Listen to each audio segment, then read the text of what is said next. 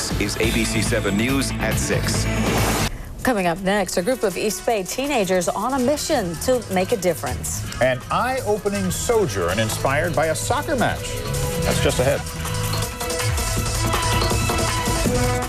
This is an unbelievable story now. What did you do on your summer vacation? A group of teenagers from Danville decided to raise money and build a couple of soccer fields in South Africa, an effort that turned into the experience of a lifetime. It's hard to find a more striking contrast from the luxury of Danville to the poverty of South Africa. A group of teenagers made it their mission to help.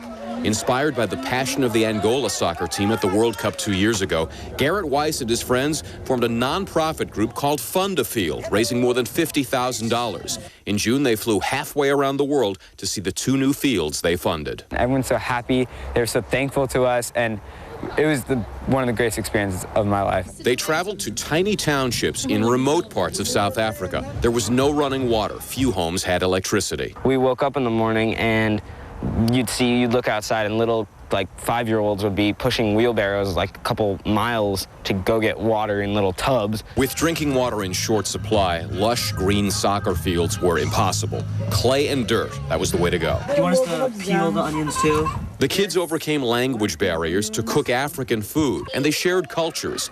Digital cameras were big hits. The kids went crazy. They started screaming like, "Oh my gosh, this is amazing!" Like, they would say, take another, and they'd go get more friends. And the camera was, they loved the camera. And blonde hair, which they'd never seen before. And they would just tug on our hair, and they always wanted to braid it and play with it because it was so different than theirs. With 2 fields built and another on the way, FUNDaFIELD is just getting started, changing lives worlds apart. Just changed my life completely, knowing they're a different standard of living and appreciative towards life. It's great.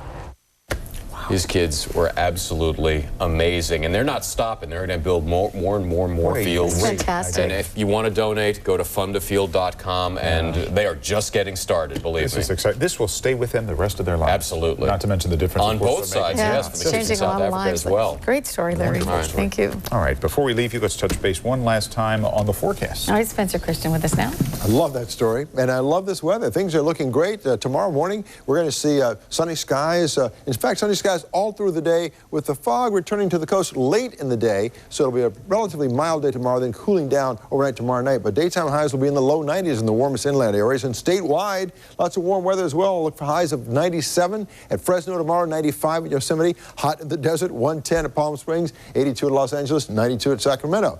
And here in the Bay Area, here's our AccuWeather 7-day forecast. Tomorrow will be the warmest day in the forecast period. Again, inland highs, low 90s tomorrow, cooling down sharply under breezy conditions on Saturday and Sunday, but with skies remaining mostly sunny. And then through next week, we'll see sort of a steady range of highs, mid-80s inland, mid-70s around the Bay, 58 to 60 on the coast, before we start to warm up again late next week. Maybe next weekend will be a warm weekend. We're half listening and half still talking about that story. It's incredible. Isn't that beautiful? A wonderful story. Just so heartwarming. Yeah, it is. Absolutely. And those kids did an amazing job, didn't they? Thanks, Spencer. Just incredible. Thanks a lot.